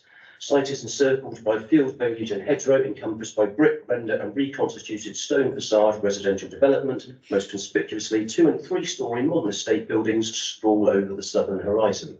Policy is to promote local distinctiveness and preserve or enhance the character and appearance of the district, rather than be wholly driven by the aesthetic of immediate surrounds. Consequently, the design statement, including photos, is directly relevant. As per submitted documentation, CGI views are accurate. Having liaised with the principal specialist in attempt to develop an alternate proposal, following her advice, produced a design she preferred, further amended to her suggestion before submitting to Town Council for the pre-app consultation. They supported this application, inferring they prefer it to, or at least find it of no more adverse merit than, that preferred by the officer, which is less sustainable, less energy efficient, with bigger layouts, creating a larger scale external envelope, significantly departing from our desired design and appearance, requiring additional resource to build and operate. And we are far from certain it's not simply a tactic to further delay development. Lack of 5-year housing supply engages the tilted balance. Permission should be granted unless adverse impacts significantly and demonstrably outweigh benefits, which are the normal benefits plus those added weights of it being self-build, as per 106. Good design is subjective, often divisive. Consider Poundbury in Dorset or the Gherkin in London. Nothing can be found in local or national policy or guidance to suggest this design is deemed unacceptably poor quality. No reasonable grounds to refuse exist, so this application should be approved. Thank you. Thank you very much. Okay, we have 2 speakers. Are there any points you wish to clarify or go into from what the speakers have raised? Not really. Just to say, design obviously is subjective, and members may, consider this design to be acceptable, and that's obviously a decision to be made today. And in terms of us deliberately delaying, I mean, I think that you've obviously been caught out by various different officers dealing with this, which is an issue we've had with resourcing, which is unfortunate. But, you know, I guess we are where we are on that. Okay, members, are there any questions on the matters raised? Could I just ask, this came to Area West some years ago. Can I ask what approval was given by the committee then, please? I think when it came to Area West, I think it was in 2020, it was an outline application that was approved. Thank you. I have a question. If we're to assess the design, how do we do that? We don't know what the side of the building looks like. Because you've got those horizontal lines where the steps are. I mean, that would be a concern of mine. I mean, it could probably be something that could be conditioned, the detail of that. But I would be concerned about the bulk and extra, you know, there need to be supporting structures, handrails, possibly enclosed steps, like you get, you know, because they're quite, you know, going up to the second story. So I think that would be difficult, but it could be conditioned and we could assess it through that process. But it could add quite a lot of additional bulk onto the building. Can you take us through the other elevations? Because I think one of them did have some blocking in. I'm not sure if that was the whether that is the fire escape is. Yeah, so this is the fire escape here. So this is the front elevation here and the rear elevation. And this is the fire escape stairs here and here. I don't know if you can see them, but you can see them here on this from the second floor. And obviously, you know, though having fire escape stairs and wraparound balconies isn't particularly common in the kind of local area in terms of the architectural style. Can you just put back to the other pair of elevations, please? Okay, I think I understand the relationship between balcony and the front escape.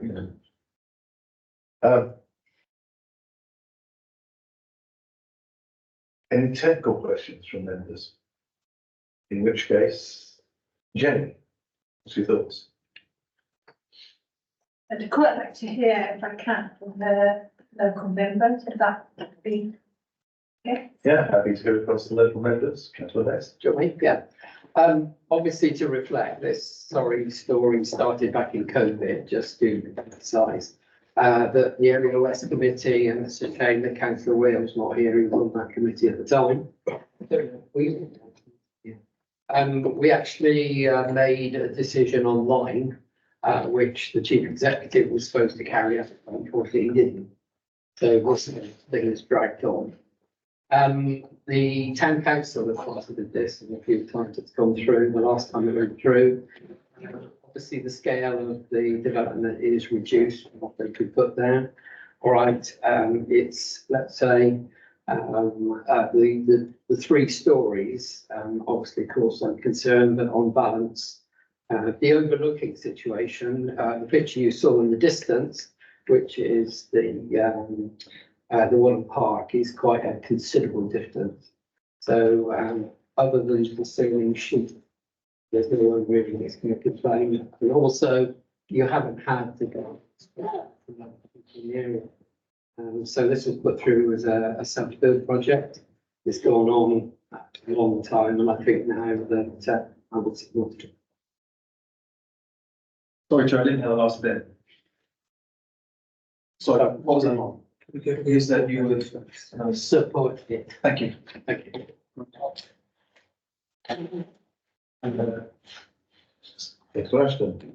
That's the other member. I think there's some issues here. I didn't raise it through the town council. I didn't want to be determined what I would say here. but I find the aspect of it incongruous with the surrounding houses. I disagree with the fact that surrounding this area, industrial buildings, that they're residential houses. Yes, there are mills in the distance, little ones, but actually, within sight of this, there's very, very few industrial. There's a couple of industrial buildings that have been converted into flats at the bottom of the hill, but they're not within sight of this. I find a 3-story building incongruous with the rest of the residential buildings in the area. And although I couldn't comment on quality here, I don't find it particularly attractive or in keeping with the other buildings around here. That's okay. Yeah, thank you both very much. It always helps, if you don't live in the area, to find what local members have to say. So I don't particularly like it. I probably wouldn't build it myself, but there are no letters of complaint. The town council is supporting it. So I don't feel that it's for me to force that my preference for a nice little cottage in the middle of the field to be on there. I mean, we have so many that we can't do anything about. So we'll wait and see what everyone else says, but my temptation is to vote for it. Councillor Kendall. Thank you, Chair. Still a bit baffled about this footpath. Is that going to turn into something bigger later? No, No, not that I'm aware of. it's okay. Yes, it's not a grand design, but it's a different design. However, it's, as far as I can gather by the officers, deliberation, whatever you gave me, it's hidden from the public more or less. I'm not from this area, I'm from this area. In this area, we bought some of the things that have been built in the not too distant past, not too distant from where we are now, brought to town. It would be refused for what we're talking about now, because we're assuming that this is not in keeping. But you did make the point that it's hidden or it's not in everyone's view. And 3 and 2 stories, well, we're building 3 stories all the time. And that's even in towns, because we're going from the norm to the normal or to the future. So I think at the moment, I'm inclined to go for this application. I've got nothing material wise to go against it. Apart from it's what we somehow don't like. But we're doing it all the time, for this size. Can I just, that's actually the issue, isn't it, here? Yeah, I mean, the issue is, obviously, it's not in a town or an urban location, it's in a rural location, kind of separated from the edge of Crewkerne by fields.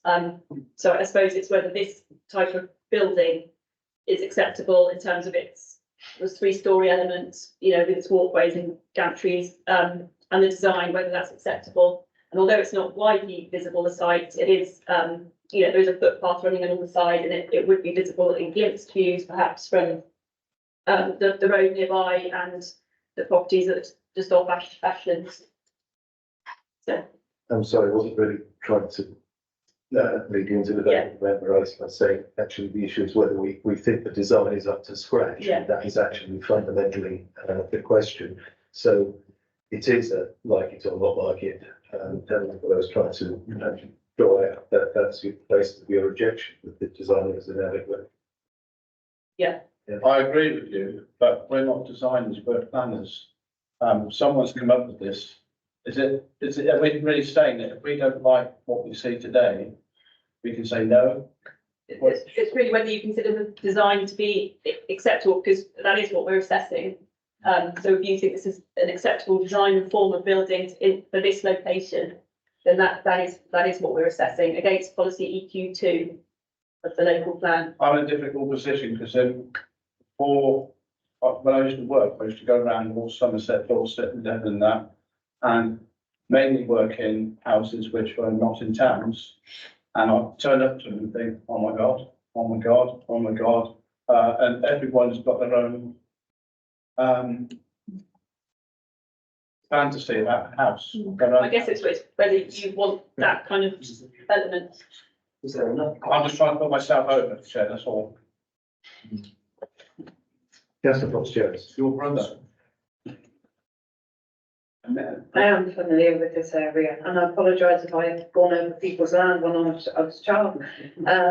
It's best mounting Viking lane ever, I'm sorry, and my parents actually thought that the school was responsible for me coming home filthy every night. That was long before Jasmine Close at the top, so you had Lincoln Drive, etc. You cannot see this is quite secluded. I don't see a problem with it, and I hate to say it, and I'm sorry if I offend anyone, but it doesn't have to remind me of Wadham School at the top. I don't have any issues with it. If the town council have supported this, then I will be in favour of supporting. Councillor Patrick. Thank you, Chair. So I made comments about affordable housing in the last application. I'm going to be late now to collect my children because there's also young people, which is affordable childcare.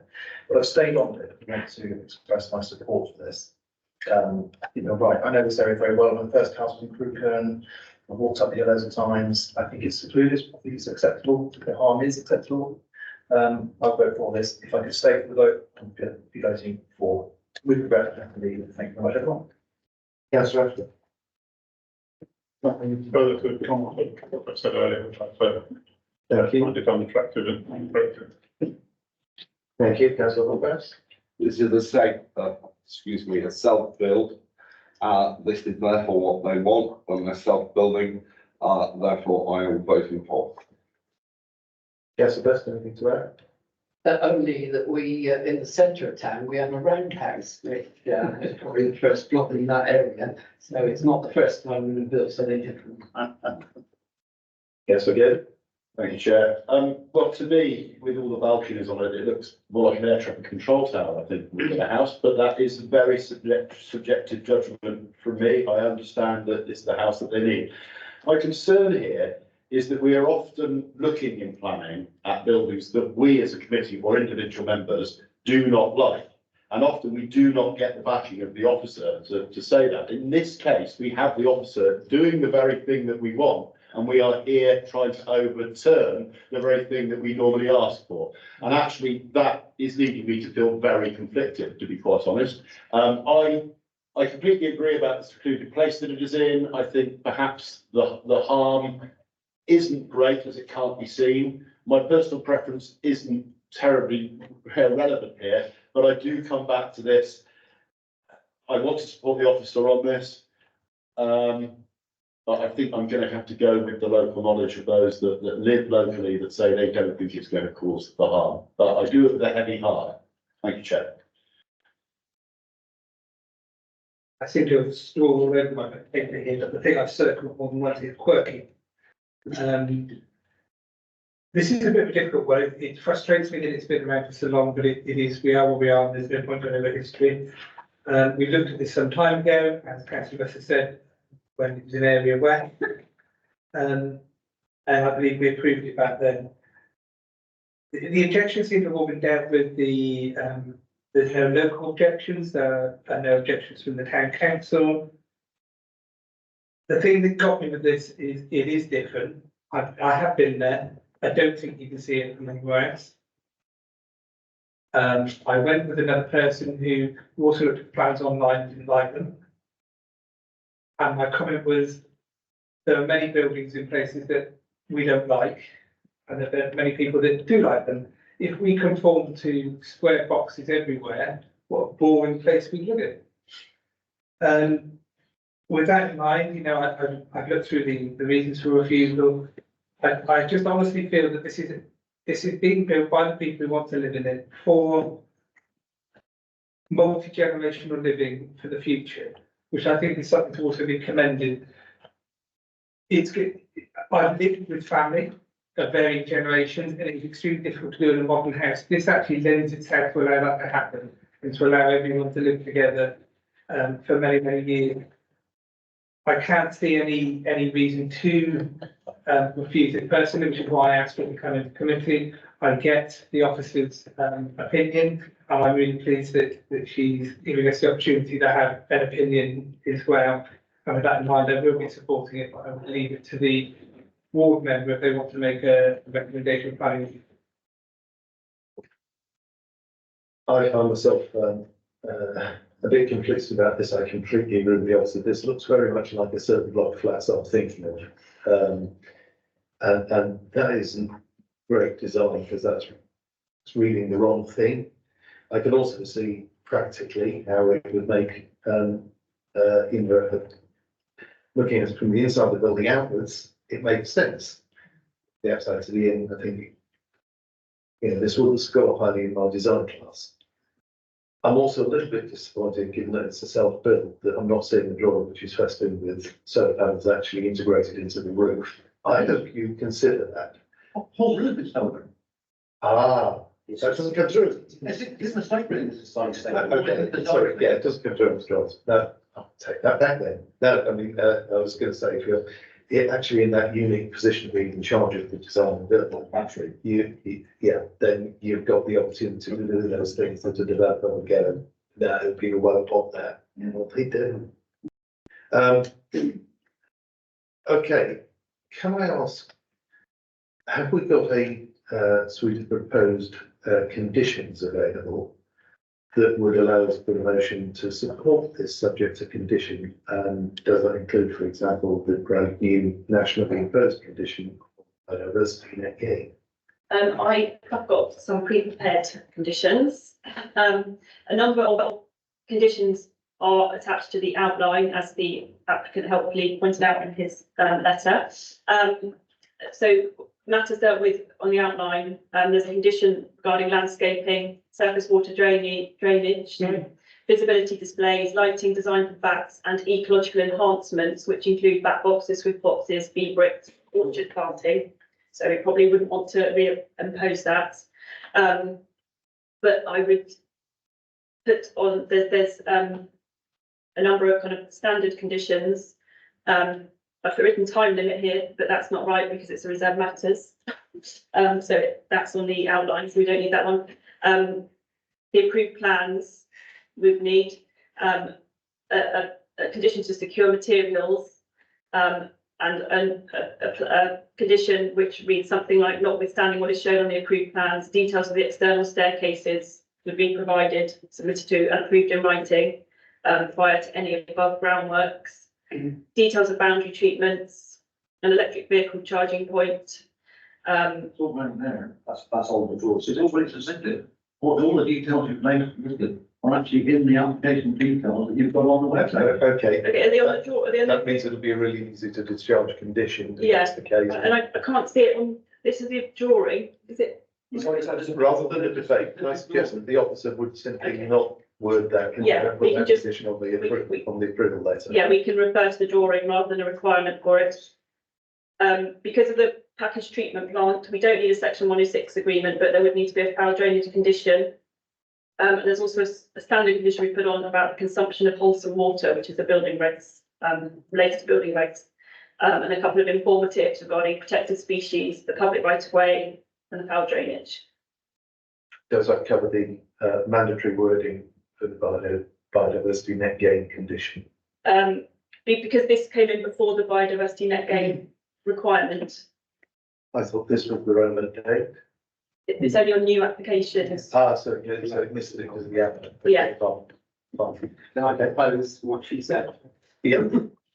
I'm happy to second that. He's proposing. So, okay, the proposal before us is that we approve this subject to those conditions. Member. So are you just, sorry, apologies.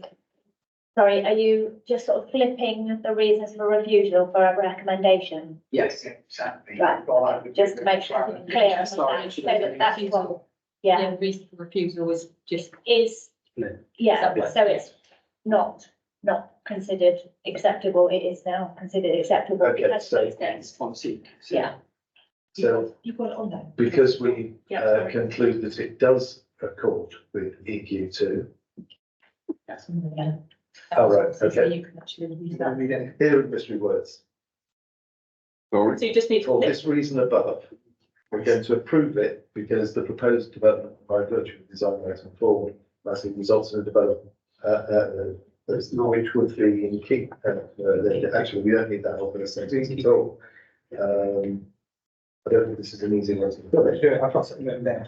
Okay, I'm gonna move the I don't know if this helps, you might have to add to it or correct it, but I put down the proposed development by virtue of design layout be accepted as a result of being cause no significant impact on landscape character appearance to harm and does comply with the local policy.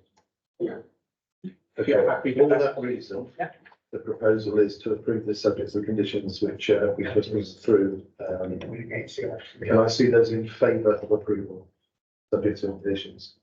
Those against? Sorry, I missed that. Sorry, can we be in favour again, please? Seconder. Yeah, yeah, Sorry. Proposer, second one. sorry. 8. Those against? Exhaustive votes, so we don't need any extensions. Thank you very much. Can I bring members? Mr. Chairman, I'd like to draw attention to the appeals decisions that we are noting.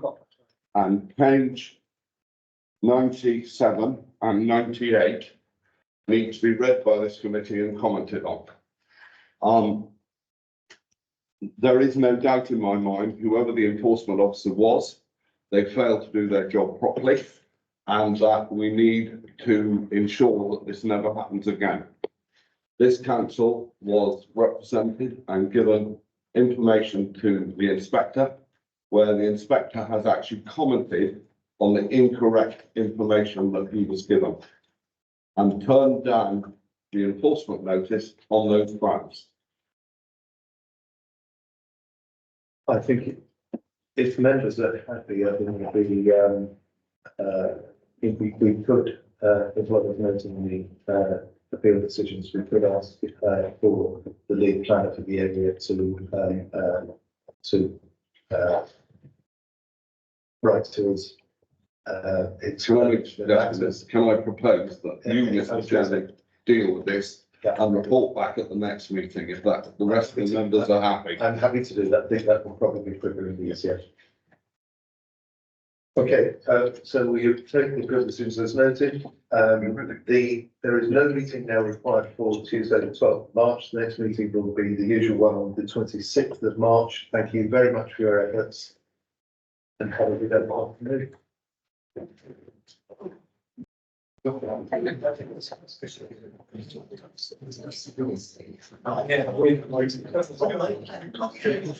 Yeah,